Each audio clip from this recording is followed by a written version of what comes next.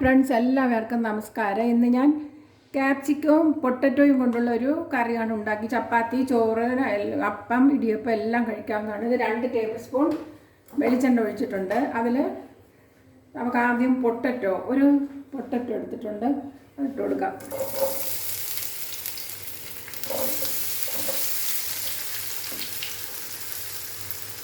എണ്ണ ചൂടാകുമ്പോഴേക്കും പൊട്ടറ്റോ എണ്ണയിലിട്ട് പെട്ടെന്ന് തന്നെ എടുക്കാവുന്നതാണ്. ഒന്ന് മൂക്കും പെട്ടെന്ന്.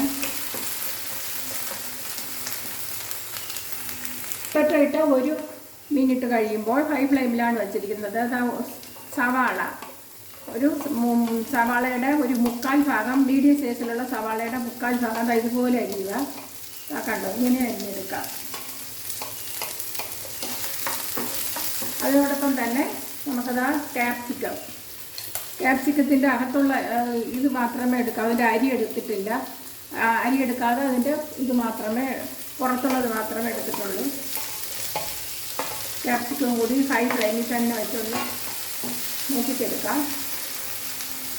ക്യാപ്സിക്കത്തിൻ്റെ അകത്തിരിക്കുന്ന ഇത് അങ്ങ് കളയാം. ഇത് വേണ്ട, ഇത് മാത്രമേ ഇട്ടിട്ടുള്ളൂ. ഇതിട്ട് അതിൻ്റെ ഒരു ചുവ വരും. അതുകൊണ്ട് ഇത് ഇടുന്നില്ല. ഇതിലേക്ക് ഒരു 1/2 ടീസ്പൂൺ ഉപ്പിട്ട് കൊടുക്കുക. ഉപ്പ് കുറവാണെങ്കിൽ പിന്നെ ഇട്ട് കൊടുക്കാവുന്നതാണ്. 1/2 ടീസ്പൂണേ ഇട്ടുള്ളൂ. ഹൈ ഫ്ലെയിമിൽ തന്നെ വെച്ചൊന്ന് വഴറ്റുക. എന്നാലേ പെട്ടെന്ന് ആകത്തുള്ളൂ, പെട്ടെന്ന് മൂക്കുകയുള്ളൂ, അല്ലെങ്കിൽ വാടി പോകുന്നതാണ്. പൊട്ടറ്റോ ഒക്കെ വെന്തിട്ടുണ്ട്. അപ്പോൾ നമുക്കിത് ഫ്ലെയിം ഓഫ് ചെയ്യാം. ഒരു 5 മിനിറ്റ് കിടന്നാൽ മതി. അപ്പോൾ 3 വേകുന്നതാണ്. അതിനെ മാറ്റാം നമുക്ക് വേറെ പാത്രത്തിലോട്ട് ഇത് മാറ്റി കഴിഞ്ഞു. ആ പാത്രത്തിൽ തന്നെ ഇതിലേക്ക് 1.5 ടേബിൾ സ്പൂൺ വെളിച്ചെണ്ണ ഒഴിച്ചു കൊടുക്കാം. വെളുത്തുള്ളിയുടെ ഫ്ലേവർ ഇതിലോട്ട് വരുന്നത് വരെ ഒരു 10 അല്ലി വെളുത്തുള്ളിയാണ് ഇട്ടിരിക്കുന്നത്. 1.5 ടേബിൾ സ്പൂൺ വെളിച്ചെണ്ണയിൽ 10 വെളുത്തുള്ളി ഇട്ടു. 1 മിനിറ്റ് കഴിയുമ്പോൾ ഹൈ ഫ്ലെയിമിൽ തന്നെ ഒരു സവാള, വലിയ സവാളയാണ്. മീഡിയം സൈസ് സവാളയാണെങ്കിൽ 1.5 ഇട്ട് കൊടുക്കാവുന്നതാണ്. ക്യാപ്സിക്കം മീഡിയം സൈസ് ക്യാപ്സിക്കമാണ് ഒന്ന് എടുത്തിട്ടുള്ളത്. പൊട്ടറ്റോ വലുതാണെന്ന്. ഹൈ ഫ്ലെയിമിൽ തന്നെ വെച്ച് നമുക്ക് വഴറ്റിയെടുക്കാം. സവാള നല്ലവണ്ണം ഒരു 5 മിനിറ്റ് ഹൈ ഫ്ലെയിമിൽ നല്ലവണ്ണം, ഓരോ ബർണറിന് അനുസരിച്ചിരിക്കും. നല്ല മൂക്കണം. മൂത്തിട്ടുണ്ട്, കരിയേതാ നോക്കുക. അപ്പോഴേക്കും നമുക്ക് ഒരു 1/2 ടീസ്പൂൺ ഉപ്പിട്ട് കൊടുക്കാം. ഫ്ലെയിം കുറച്ച് വയ്ക്കുക. ഇനി ഒരു 1/4 ടീസ്പൂൺ മല്ലിപ്പൊടി ഇട്ട് കൊടുക്കുക. ഓറിയൻഡർ പൗഡർ ഇട്ടു. ഒരു 1/4 ടീസ്പൂണാണ്. ഇത് നല്ലവണ്ണം മൂക്കണം. അപ്പോൾ ഒന്ന് ഫ്ലെയിം കൂട്ടി വെച്ച് കൊടുക്കാം.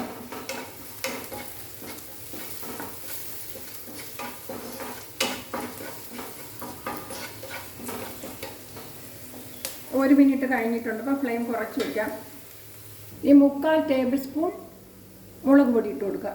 ഫ്ലെയിം കുറച്ചാണ് വെച്ചിരിക്കുന്നത്. ഇതൊന്ന് നല്ലവണ്ണം മൂക്കാണ്ടതായിട്ടുണ്ട്. അപ്പം ഫ്ലെയിം കുറച്ച് വയ്ക്കുക. ഈ മഞ്ഞൾപ്പൊടി 1/2 ടീസ്പൂൺ ഇട്ട് കൊടുക്കുക.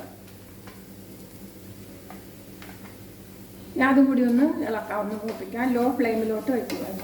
ലോ ഫ്ലെയിമിൽ കിടക്കട്ടെ. ഈ പഴുത്ത 2 തക്കാളി എടുക്കുക. നല്ല പഴുത്തതായിരിക്കണം. പഴുത്ത തക്കാളി നമുക്ക് നല്ലവണ്ണം അരച്ചിട്ട് വരണം. ഇനി ഇത് നല്ലവണ്ണം അരച്ചത് തക്കാളി ഒഴിച്ചു കൊടുക്കാം. വെള്ളമൊന്നും ഒഴിക്കാതെയാണ് അരച്ചെടുത്തിട്ടുള്ളത്. ഇനി ഫ്ലെയിം കൂട്ടി വെച്ച് കൊടുക്കാം. മിക്സിയുടെ ജാറും കൂടെ കഴുകി വെള്ളം ഒഴിച്ചു കൊടുക്കാം, കുറച്ച് ശകലം. ഹൈ ഫ്ലെയിമിൽ തന്നെ വയ്ക്കുക. ഉപ്പൊക്കെ ഉണ്ടാകുന്ന നോക്കാം.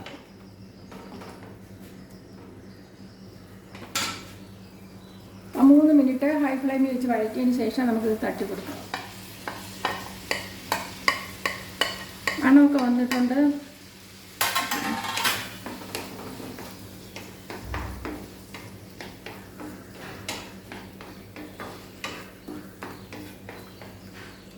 ഇനി ഉപ്പുണ്ടാകുന്ന നോക്കാം. ഉപ്പൊക്കെ കണക്കിനാണ്. ഇനി ഗരം മസാല പൗഡർ ഒരു 1/2 ടീസ്പൂൺ ഇട്ട് കൊടുക്കുക. ഗരം മസാല പൗഡറും കൂടി ഇട്ടൊന്ന് ഇളക്കാം. ചപ്പാത്തിക്കൊക്കെ ഏറ്റവും നല്ല ബെസ്റ്റ് കറിയാണ്. നല്ല രുചിയാണ് ചപ്പാത്തിക്കൊക്കെ. ഇനി ഇതിൽ കുറച്ച് 1 ടേബിൾ സ്പൂൺ കോൺഫ്ലവർ കുറച്ച് വെള്ളവും കൂടി ഒഴിച്ചിട്ട് നമുക്കൊന്ന് കലക്കാം. തണുത്ത വെള്ളം തന്നെയാണ്, പച്ചവെള്ളം ഒഴിച്ചു കൊടുക്കുക. ഇനി ഫ്ലെയിം ഒന്ന് കൂട്ടി വയ്ക്കുക.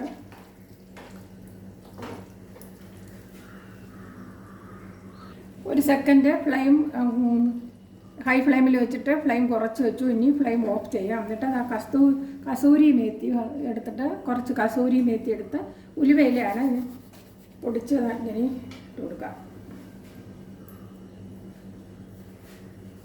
നല്ലൊരു കറിയാണ്, നല്ല ടേസ്റ്റാണ്. ഇതുപോലെ ഉണ്ടാക്കി കഴിച്ചാൽ. ഇനി അടുത്തൊരു വീഡിയോയുമായി വരാം. എല്ലാവർക്കും നന്ദി, നമസ്കാരം.